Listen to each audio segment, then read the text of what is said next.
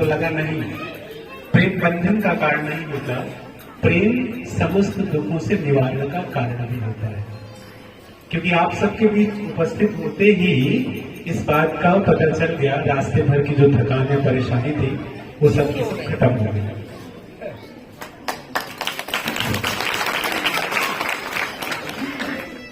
तो बस थोड़ी सी बातें करूंगा आप सबसे। मुझे पता है यहाँ इस आश्रम में हमेशा आने के लिए हाँ शायद इसलिए होती है कि इस आश्रम में आप सबके सदगुरु सामल साहब और राधा साहब, आप दोनों ने मिलकर जो यहाँ पे पुष्प उगाए हैं उनका मूल्य नहीं मिला। क्योंकि यहाँ आके सिर्फ शब्द कहना तक मुझे लगता है शायद ठीक नहीं होता। क्योंकि यहाँ के जितने भी साधक हैं इस आश्रम से जुड़े हुए, हमने हमेशा ये महसूस किया है कि उनके मन बहुत पवित्र हैं, वो बहुत समर्पित हैं और निश्चित ही अपने सद्गुरु के लिए उनमें अगाध प्रेम भी है। जहाँ ऐसा प्रेम हो वहां मैं क्या, कबीर साहब को भी आना पड़ेगा, बाहर बाहर आना पड़ेगा। मैं जब कभी भी आप सबसे मिलता हूँ, आप सबसे बातचीत करता हूँ, तो कुछ एक जाना तो बहुत सारी जगहों पे होता रहता है, बहुत सारी इंटेलेक्चुअल बातचीत भी होती रहती जो बुद्धि परक है। लेकिन यहाँ आकर जब आप सबके साथ मिलता हूँ, आप सबसे बात करता हूँ, आप सबके ऊर्जा के बीच रहता हूँ, तो वास्तव में उस प्रेम की अनुभूति होने लगती है जिसकी बात कबीर साहब करते हैं। तो उन्हीं दो बातों पे थोड़ी बात करते हैं कि हमारे जीवन के कुछ प्रश्न होते हैं जब हम साधना की तरफ निकलते हैं या साधना के मार्ग पर या सत्संग के मार्ग पर निकलते हैं, तो एक प्रश्न आता है कि व्यक्ति इन तमाम चीजों से मोक्ष कैसे पा सकता है। अच्छा, एक बात मैं और स्पष्ट कर दूं, मोक्ष का मतलब कभी भी ये नहीं होता कि जब आपकी मृत्यु हो तब आपका पुनर्जन्म न हो। मोक्ष मतलब होता है छूट जाना। और छूट कब जाते हैं? जब बंधनों से छूट जाते हैं। तो इस जीवन में जो बंधन है उनसे छूट जाना ही मोक्ष है।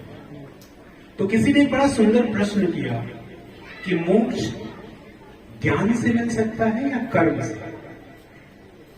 भाई हम सब कर्म करते हैं, कुछ लोग ज्ञान अर्जन करते हैं, तो मोक्ष मिलता कैसे? कबीर साहब कहते हैं कि ये बहुत आवश्यक है कि हम अपना कर्म पहले करें। इसीलिए शायद कबीर साहब ने कहा कि कर बैया बल आपने छोड़ पिरानी आस, जाके आंगन नदी बहे सोकत मरस प्यास। तो अब देखिए, मोक्ष की जो गंगा है, मोक्ष की जो नदी है, वो हम सबके पास बह रही है, हम सब में बह रही है और उसी को समझना है।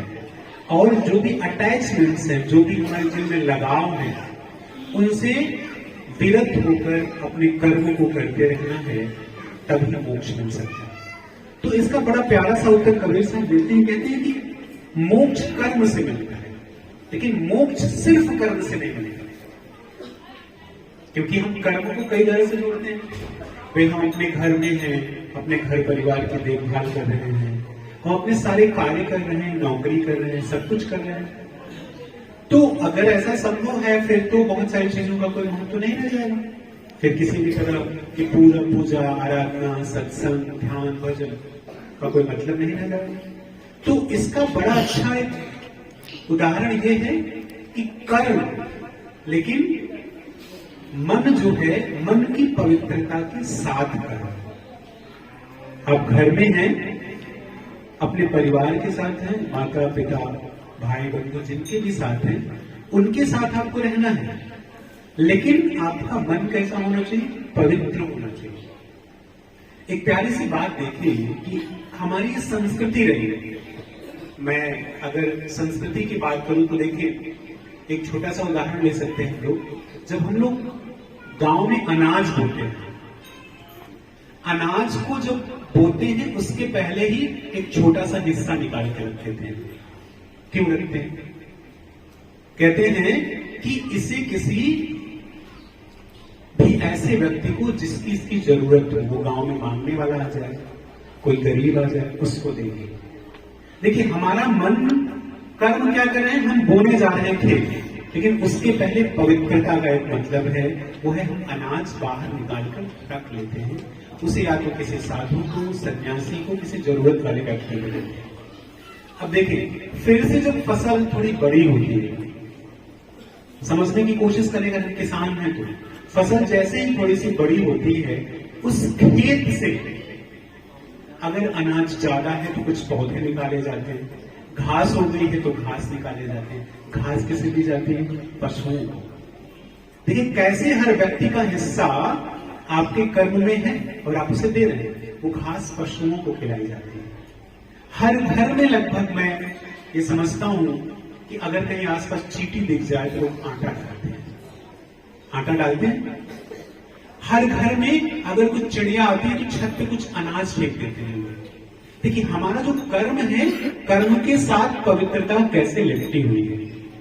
और फिर वही अनाज जब थोड़ा सा बड़ा होता है, आप जो भी फसल लगाते हैं, उसे चिड़िया खाती है, उसे पशु पक्षी खाते हैं, उसे कीड़े मकोड़े खाते हैं, और फिर वो जब कटकर घर में आता है, मुझे लगता है जब पकने लगता है, मैंने देखा है, तो धान की कुछ बालियां या बाजरे की कुछ बालियां हम तोड़कर घर के बाहर लटका देते हैं। देखिए कैसे आपके कर्म में पवित्रता जुड़ रही है। वो बाली कौन खाता है? चिड़िया खाती है। अब देखिए हम सिर्फ अपना पेट नहीं भर रहे हैं, हम उन सबका पेट भर रहे हैं। और फिर जब वो अनाज आता है घर में, तो हमने देखा है कि अलग अलग लोगों के लिए उसमें से हिस्सा निकलता है। पहले तो यहां तक होता था कि घर में कोई व्यक्ति अगर बाल बनाने वाला, उसका हिस्सा अलग हो जाएगा। खेत में कोई किसान की मदद करने वाला, उसका हिस्सा अलग हो जाएगा। और एक चीज और आप सबने देखा हो, खेतों में कुछ जगहों पे थोड़ी थोड़ी जगह अनाज मुठभेड़ छोड़ दिए जाते हैं। क्यों छोड़ दिए जाते हैं? उसके पीछे कारण है कि जब सारा का सारा अनाज घर में चला जाएगा तो पशु पक्षियों के लिए क्या बचेगा? तो वो जो कुछ जगहों पे छोड़ा जाता है उसे पशु पक्षी भी खाएंगे।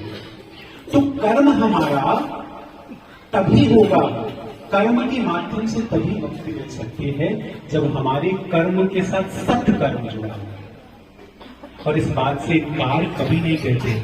कबीर साहब इसीलिए कहते हैं, हर दुर्बल का, हर गरीब का, हर ऐसे व्यक्ति का जो अभाव में है, उसका एक हिस्सा है आपके धन में, आपकी संपदा में। और अगर वह आप देते हैं तो निश्चित ही आपको मोक्ष मिलता है। और यह कार्य करते करते आपके मन में पवित्रता आती जाती है, आप पवित्र होते जाते हैं। और फिर वही पवित्रता आपको ज्ञान की तरफ ले जाती है, सत्संग की तरफ ले जाती है, और आप फिर सत्संग करने लगते हैं और मुक्ति के मार्ग पर आगे बढ़ने लगते हैं। मुक्ति का और कोई मतलब नहीं है। मुक्ति का मतलब जीवन चला जाना नहीं है। आपका ये जो जीवन है, इसे व्यवस्थित, सुचारू रूप से, सही तरीके से जीते जीते अगर आप बंधनों को तोड़ देते हैं, बंधनों का भार आप पर नहीं रह जाता, वही मुक्ति है। तो कर्म किसके साथ? पवित्रता के साथ अगर कर्म किया जाए तो वही कर्म आपको मोक्ष तक, पहले ज्ञान तक और फिर मोक्ष तक ले जाता है। इसलिए आज आप सबसे ये जरूर कहूंगा मैं कि जो भी कर्म आपका है, आप कर्म से अध्यापक हैं, शिक्षा दान अच्छे से करिए। आप बैंक कर्मी हैं, वहां लोगों को अच्छे से उनकी मदद करिए। आप किसान हैं, अपना कर्म अच्छे से करिए। आप पत्नी हैं, पति हैं, भाई हैं, बहन हैं, अपने कर्तव्यों का निर्वहन सही से यदि आप करते हैं तो आपको किसी पूजा पाठ, किसी और चीजों की जरूरत जीवन में नहीं पड़ेगी और आपको मोक्ष मिलेगा। क्योंकि उसके साथ आप सत्संग से जुड़ेंगे, उसके साथ आप सही धारा से जुड़ेंगे, आप अपने आप को पहचान पाएंगे, आप अपने आप को समझ पाएंगे और कर्म से आप मोक्ष तक की यात्रा कर पाएंगे। तो आज मुझे लगता है कि समय बहुत कम है, कम तो नहीं है, लेकिन मुझे पता है कि सत्संग बहुत देर से चल रहा है गलती मेरी भी नहीं है, गलती तो ट्रेन की है, लेकिन ट्रेन को हम सब कुछ कर नहीं सकते। तो